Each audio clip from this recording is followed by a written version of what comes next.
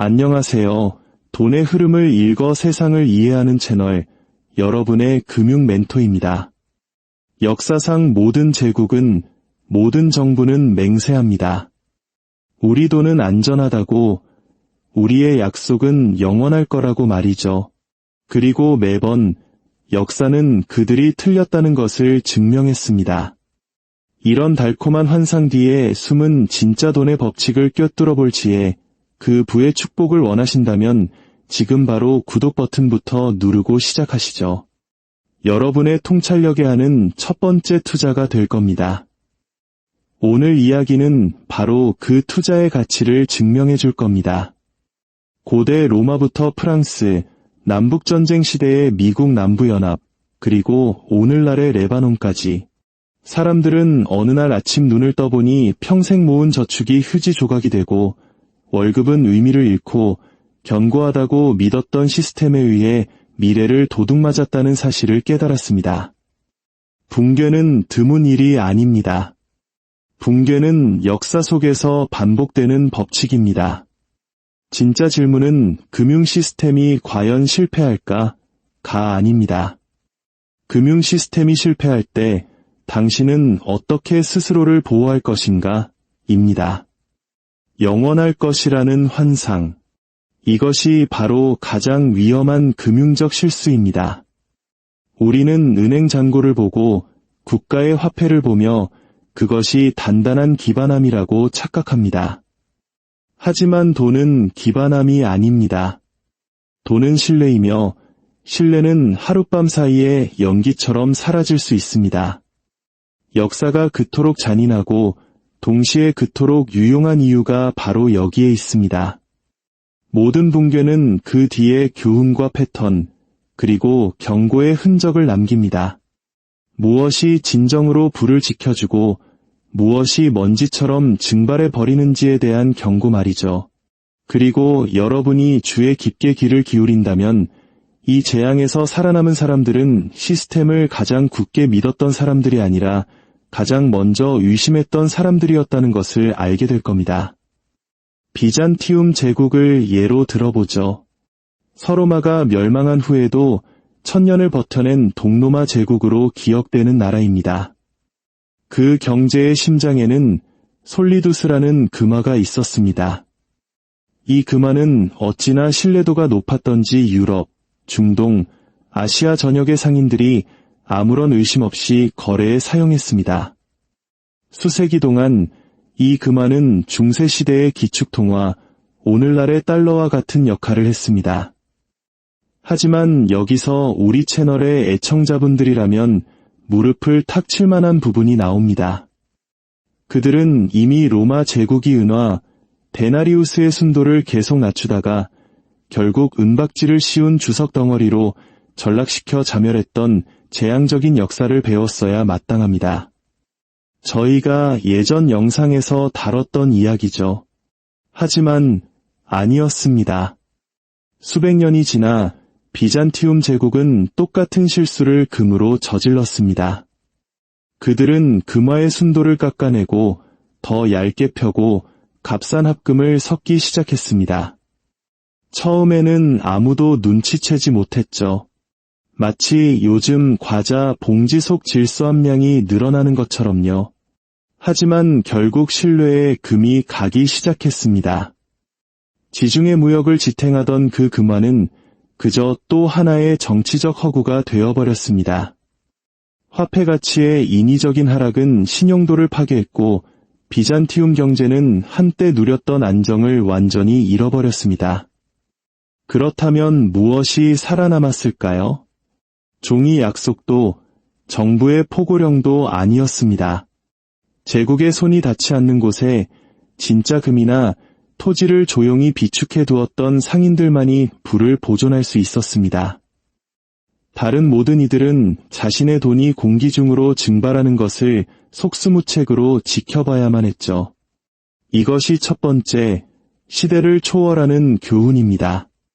정부는 돈의 가치를 희석시키려는 유혹을 이기지 못하며 그럴 때 진짜 가치는 그들이 위조할 수 없는 자산으로 도피합니다. 하지만 모든 붕괴가 통치자들이 동전을 만지작거리는 데서 오는 것은 아닙니다. 때로는 어디선가 갑자기 날아온 충격으로 인해 발생하기도 합니다. 14세기 중반, 유럽은 역사상 가장 파괴적인 전염병, 흑사병의 공격을 받았습니다. 1347년에서 1351년 사이 유럽 인구의 절반 가까이가 사망했습니다. 도시는 텅 비었고 마을은 사라졌으며 무역로는 끊겼습니다. 그러나 흑사병의 경제적 이야기는 단순한 재앙 그 이상입니다. 왜냐하면 노동력의 절반이 사라지자 노동의 가치가 천정부지로 치솟았기 때문입니다. 살아남은 사람들은 더 높은 임금을 요구할 수 있었습니다. 한때 부족했던 식량과 토지는 사람 수에 비해 상대적으로 풍부해졌습니다. 현금 유동성, 즉 은이나 상품, 혹은 그저 일할 수 있는 능력만이라도 가진 가문들은 이전에는 꿈도 꿀 수 없었던 협상력을 갖게 되었습니다. 과거에는 천문학적인 가격이었던 땅을 헐값에 살 수 있었죠.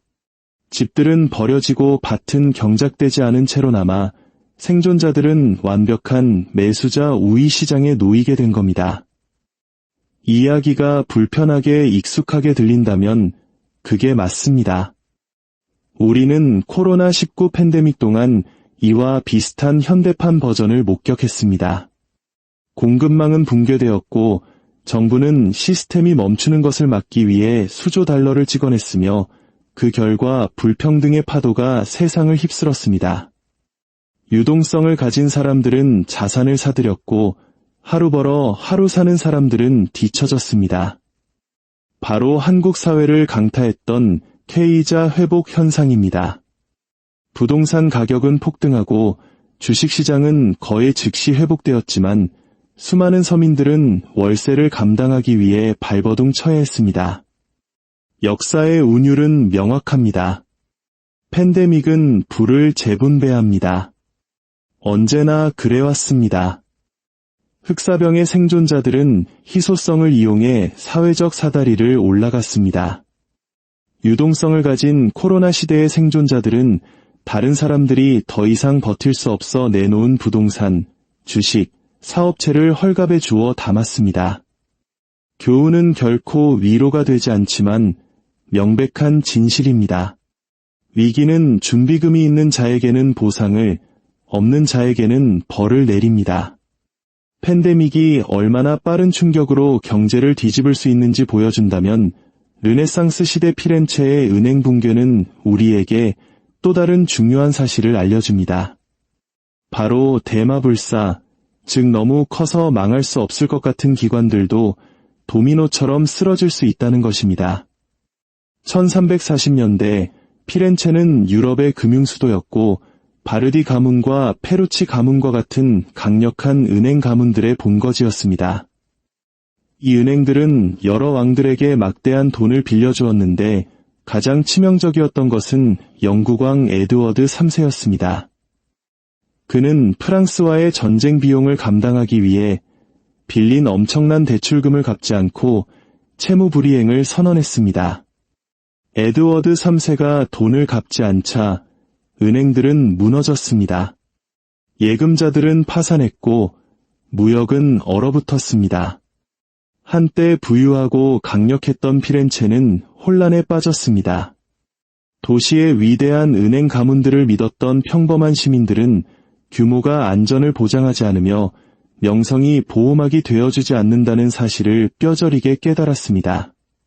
사람들은 무엇을 배웠을까요? 대마불사는 금융의 역사만큼이나 오래된 거짓말이라는 것을요. 기관은 당신의 생존을 보장하기 위해 존재하는 것이 아니라 이익을 내기 위해 존재합니다. 그들이 무너질 때 그들은 당신의 저축도 함께 가지고 갈 것입니다. 이 교훈은 피렌체의 붕괴부터 2008년 리먼 브라더스 사태, 그리고 2019년 예금 인출을 동결시킨 레바논의 은행들에 이르기까지 매세기 반복됩니다. 생존은 기관의 약속이 효력을 잃는 바로 그날이 올 수 있다는 것을 인지하는 사람들의 목입니다. 미국의 남북전쟁은 전투, 정치, 그리고 노예 해방으로 기억됩니다. 하지만 총포와 연설 뒤에는 오늘날 대부분의 사람들이 거의 이해하지 못하는 잔혹한 금융전쟁이 있었습니다. 북부연방과 남부연합 모두 그 규모의 전쟁을 치르기 위해서는 돈을 찍어내야 한다는 사실을 깨달았습니다. 북부에서는 정부가 금으로 보증되지 않고 오직 미합중국이라는 약속만으로 보증되는 종이화폐, 그린백을 발행했습니다. 처음에는 이 실험이 대담하고 애국적인 것처럼 보였습니다. 하지만 경제에 그린백이 넘쳐날수록 그 가치는 떨어졌습니다. 인플레이션이 가치를 갉아먹었고 신뢰는 흔들렸습니다. 남부에서는 문제가 훨씬 더 심각했습니다. 자원이 절실했던 남부연합은 그레이백을 엄청난 양으로 찍어냈습니다. 전쟁이 끝날 무렵 남부의 인플레이션은 거의 상상할 수 없는 수준에 도달했습니다. 물가는 수천 % 상승했고 월급으로는 아무것도 살 수 없었습니다. 병사들의 월급은 쓰기도 전에 휴지 조각이 되었습니다. 사람들은 빵 한 덩어리 사기에도 부족한 지폐를 자루에 담아 다녔습니다. 1865년 남부연합의 화폐는 단지 약해진 것이 아니었습니다. 그것은 완전히 죽었습니다. 그 붕괴 속에서 중요했던 것은 종이 약속이 아니라 실물 자산이었습니다. 토지, 식량, 금과 같이 실체가 있는 모든 것이 가치를 유지하는 동안 돈은 잔인한 농담이 되었습니다. 평범한 남부 사람들에게 이것은 파멸이었습니다. 평생의 저축이 먼지로 사라졌습니다. 하지만 실물 자산을 손에 쥔 기회주의자들에게 전쟁은 부동산과 부를 헐갑에 움켜쥘 기회였습니다. 이것은 우리가 반드시 기억해야 할 교훈입니다. 당신의 지갑 속 종이를 믿는 것에서 보호가 오는 것이 아니라 시스템이 부풀릴 수 없는 가치를 보유하는 것에서 보호가 온다는 사실을 말입니다. 프랑스 혁명 또한 어떤 전쟁보다도 빠르게 돈을 파괴할 수 있다는 잔인한 사례를 보여줍니다. 1790년대 혁명가들이 군주제를 전복하고 교회 땅을 몰수하면서 그들은 아시냐라는 새로운 지폐를 발행했습니다. 이론상으로는 몰수된 재산의 가치에 의해 보증되었지만 정부는 생각 없이 마구 찍어냈습니다. 새로운 발행이 있을 때마다 이전 화폐의 가치는 희석되었습니다. 물가는 치솟고 임금은 따라가지 못했으며 곧 아시냐는 가치를 잃었습니다. 농부들은 종이돈으로 식량을 파는 것을 거부하고 물건이나 은을 요구했습니다. 파리에서는 빵폭동이 다시 일어났고 혁명은 스스로를 집어삼켰습니다. 이 붕괴의 승자들은 애국적인 종이 조각을 들고 있던 사람들이 아니었습니다. 그들은 정부가 찍어낼 수 없는 것들, 즉 식량, 금 또는 재산을 보유한 사람들이었습니다. 평범한 파리 시민들에게 교훈은 너무 늦게 찾아왔습니다. 아무리 고귀한 약속이라도 다른 사람들이 받아줄 때만 가치가 있다는 것을요. 신뢰가 깨지면 당신의 저축은 줄어드는 것이 아니라 그냥 사라집니다. 그리고 200년 후 이 교훈은 아시아에서 재현됩니다. 1997년 태국 바트화에 대한 투기적 공격으로 시작된 것이 지역 전체의 위기로 번졌습니다. 바로 우리 부모님 세대의 뼈에 사무친 그 이름 IMF 외환위기입니다. 태국은 자국 통화의 고정 환율이 유지될 것이라고 확신하며 달러로 막대한 부채를 빌렸습니다. 하지만 환율 방어가 무너지자 외화 부채는 하룻밤 사이에 감당할 수 없는 수준이 되었습니다. 투자자들은 썰물처럼 빠져나갔습니다. 인도네시아, 말레이시아, 그리고 대한민국을 포함한 동남아시아의 통화들이 연쇄적으로 붕괴했습니다. 경제는 위축되었고 실업률은 치솟았으며 정부들은 국제통화기금, IMF의 구제금융을 구걸해야 했습니다. 가장 큰 고통을 겪은 사람들은 공황을 촉발한 글로벌 헤지펀드가 아니었습니다. 저축의 가치가 폭락하고 주택담보대출 비용이 2배로 뛰고 직장이 사라진 평범한 시민들이었습니다. 한국에서는 수많은 기업들이 도산하고 가장들은 직장에서 쫓겨나 거리로 내몰렸으며 국민들은 나라를 살리기 위해 장롱 속에 있던 금반지까지 내놓는 금 모으기 운동에 참여해야 했습니다. 그 패턴은 고통스러울 정도로 익숙했습니다. 달러나 해외 자산을 보유한 사람들은 현지 통화를 신뢰했던 사람들보다 훨씬 잘 살아남았습니다. 외채에 의존하던 국가들은 긴축 재정에 내몰렸고 월스트리트의 기관들은 아시아 자산을 헐값에 사들이며 유유히 떠났습니다. 이것은 비잔티움부터 아르헨티나에 이르기까지 모든 분교에서 울려 퍼지는 교훈입니다. 남의 돈으로 진 빚은 죽음의 덫입니다. 폭풍이 닥칠 때 물에 빠지는 것은 채권자가 아니라 채무자입니다. 이제 그림이 명확해져야 합니다. 혁명기 프랑스든 남북전쟁 시대의 미국이든 현대의 아시아든 같은 주제가 반복됩니다. 종이 도는 붕괴하고 빚은 국가와 가정을 올가맵니다. 그리고 살아남는 사람들은 시스템을 가장 신뢰하는 사람들이 아니라 그것이 깨지기 전에 그 취약성을 인지하는 사람들입니다. 역사의 가장 소름 끼치는 부분은 붕괴가 단지 고대나 먼 나라의 이야기가 아니라는 것입니다. 그것은 지금도 일어나고 있습니다. 2019년에서 2021년 사이 레바논에서 은행들은 선진국 대부분의 사람들에게는 여전히 상상할 수 없는 일을 저질렀습니다. 그들은 문을 잠갔습니다. 시민들은 아침에 일어나 보니 자신의 예금이 동결되고 인출이 제한되고 통화가 붕괴하는 것을 발견했습니다.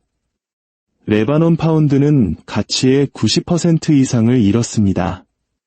평생의 저축이 푼돈이 되었습니다. 사람들은 은행 밖에 줄을 서서 자신의 돈을 달라고 애원했지만 돌아온 대답은 돈이 없다는 것이었습니다. 이것은 단지 소액 예금자들만의 이야기가 아니었습니다.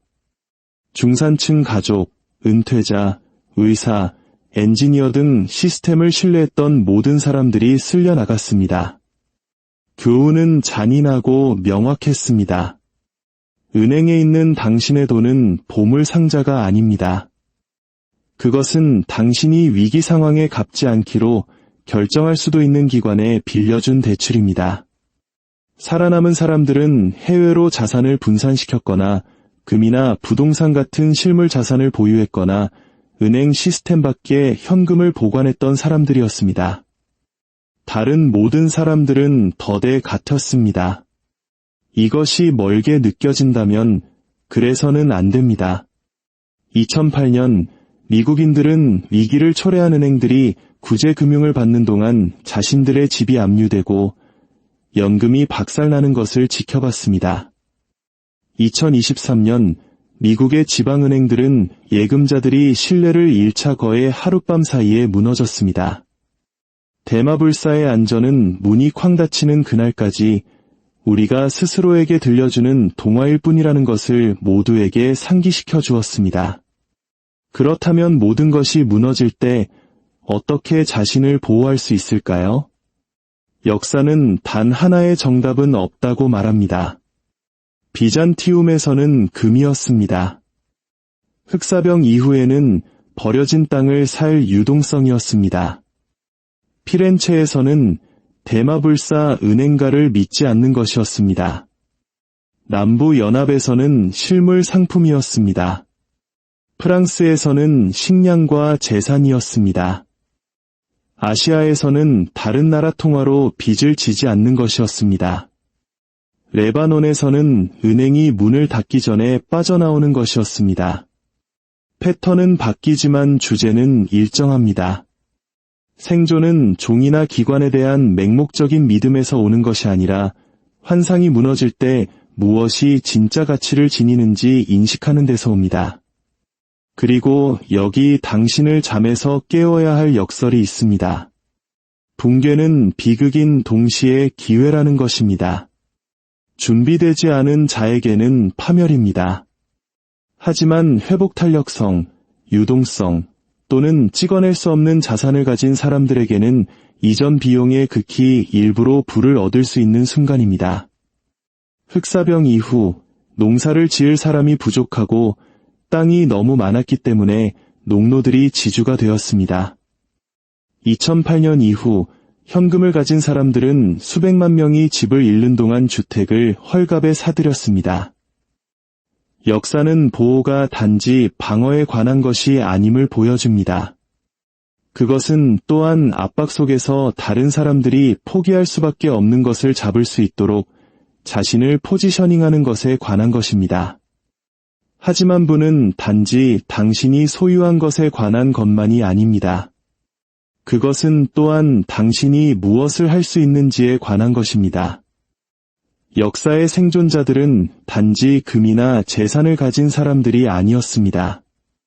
그들은 다른 사람들이 할 수 없을 때 가치를 창출할 수 있는 사람들이었습니다.